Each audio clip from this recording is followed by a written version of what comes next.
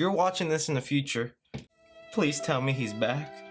Don't let me live in a world without him back. It has been almost 6 days now since they announced their separation from Spider-Man in the MCU. The Marvel Cinematic Universe not only lost Tony Stark, it's lost its favorite web crawler. And with the recent updates from Tom Holland, he is saying he is still our Spider-Man and he will continue being that, making cool and creative movies with Sony even without Marvel involved. There's rumblings that Marvel and Sony are still working in the background, and I hope so, and maybe this video would be worthless to you in the future. I would really like that. But if not, these are some of the things that you can expect to see in Spider-Man 3 without Marvel. To lend them a few of their characters, their universe, what does a Marvel-less Spider-Man look like? Make sure to leave your comments down below what you think about this list, and also leave a like if you still have hope for Spider-Man joining the MCU. Alright, so to start off what we can expect now in Spider-Man 3 and the continuation, like I said, Tom Holland is still our Spider-Man. They're not gonna recast him, and he still has a contract to do another movie with Sony. But without Marvel, we are no longer gonna see Happy Hogan. This kind of sucks, man, because Jon Favreau's Happy Hogan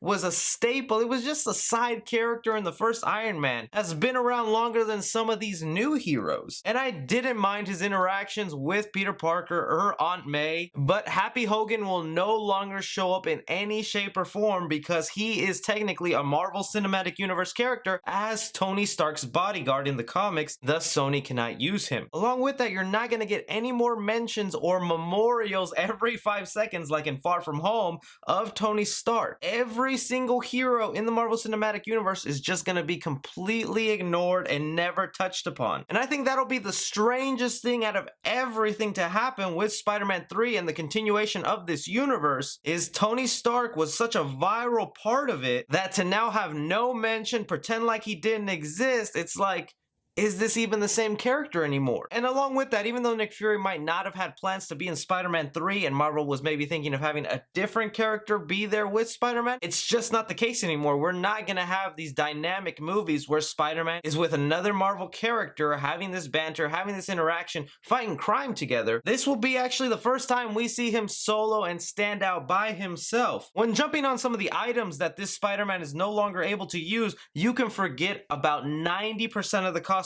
we have already seen. They are no longer able to use those. If we talk about the first suit that Iron Man built him, a nice classic homage to the comics, out of the picture, it was built by Tony Stark's hands and gifted to him. We can no longer see that suit on screen because it is connected to Tony Stark. Along with the Iron Spider suit, an amazing, beautiful suit, but in a universe where Tony Stark is no longer lending him all this technology, how do you even explain that little power device he keeps in his bedroom to power the Iron Spider suit? And not that it was gonna come back, but in case some of you were hopeful for Night Monkey, you can forget about that black SHIELD suit since SHIELD is a product of Marvel and Sony does not own that. But the one that's gonna break my heart, the newest suit that he got, even though it was built by his own hands, it was built using Tony Stark technology, and that takes it out of the picture. And that makes me so sad because right now that was my favorite suit on screen. I thought it was pure perfection, and to now just having to revert back to the homemade suit that Peter Parker made, thus being able to be used in the Sony movies, we can expect a new suit. And so far Sony hasn't always been the best with their suits, mainly talking about the first Andrew Garfield suit. You can also expect them to completely ignore the Edith glasses, these essential glasses that basically made Peter Parker invincible, having full Stark technology at his disposal anytime he wants. I'm actually very happy that this change is happening. As cool as it was for Tony to leave this for Peter, it took away something important to the Peter Parker character, and that is he relies on the bare minimum and his spider abilities to get the job done. When you give him all the technology and all his powers, then what is the interesting part about this character who has it all? Even some of the villains now will either have to be completely ignored or their origins are going to be completely ramified for this new story. It's obvious that they were trying to set set up some sort of Sinister Six for a movie down the line, and Sony on their own, before they partnered with Marvel, had an idea for a solo Sinister Six movie that would not include Spider-Man, and you can damn sure bet they still want the Sinister Six somehow involved, because it's like they're Avengers in the Spider-Man universe. So if they want to bring back characters like Mysterio or the Vulture, you either have to not bring them back, recast them, or change their origins, because these two guys are directly connected to the MCU as becoming evil thanks to Tony Stark. This is one of the things I didn't completely love about the Spider-Man universe, that the villains were really Tony's villains, but Spider-Man had to deal with them. They can still use the Vulture and Mysterio if they'd like, but this incarnation that they've made up are very connected to the MCU, and probably not worth the legal trouble to try and squeeze them in with some Disney lawyers on their backs. And what we can expect the story or the universe to change, I mean, this is a whole bunch of people who just got their memories wiped and now see Spider-Man as the only hero in this universe. It was always kind of cool in the Spider-Man universe when he was out and about that there were people talking about other heroes that weren't just Spider-Man. They were talking about Thor, they were talking about Iron Man, but now it's just gonna be Spider-Man, back to what Sam Raimi did in Spider-Man 3, where it was kids wearing Spider-Man masks, posters of Spider-Man, no other hero in sight, and they better touch upon that cliffhanger ending of Peter Parker's identity being out there and not just scrap that whole thing. This might be the first time we see a reboot with all the same actors coming back. But I mean, it's not all negativity. There are some cool things that Spider-Man is able to do now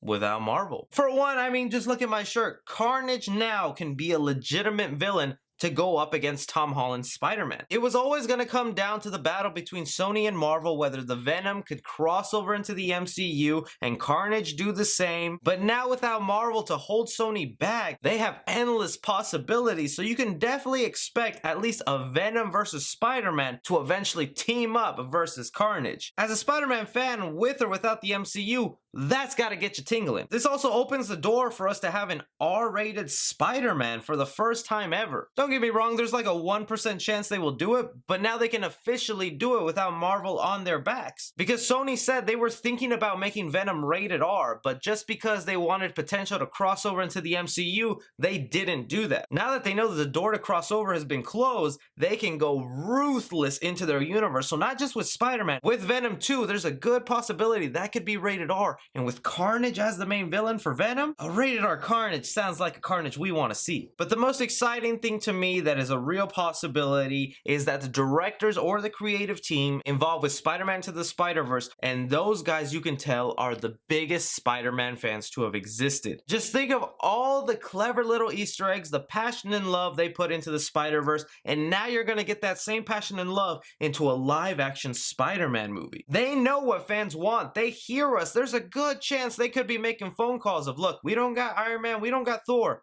but we got Tobey Maguire and we got Andrew Garfield. What can we do? I'm hopeful that this universe can continue strong and build us some great Spider-Man movies that I could add to my collection, but without the MCU, there is gonna be a hole left in my heart of what could have been and what were they leading towards. So what do you guys think about this? What are some ramifications that didn't come to mind where you're like, dang, I guess Spider-Man really can't do that anymore? Anything and everything, you guys go ahead and leave me your thoughts down below. Be sure to like and subscribe. Follow me on Twitter at 3CFilmReview. As always, I'm Chris. Take care.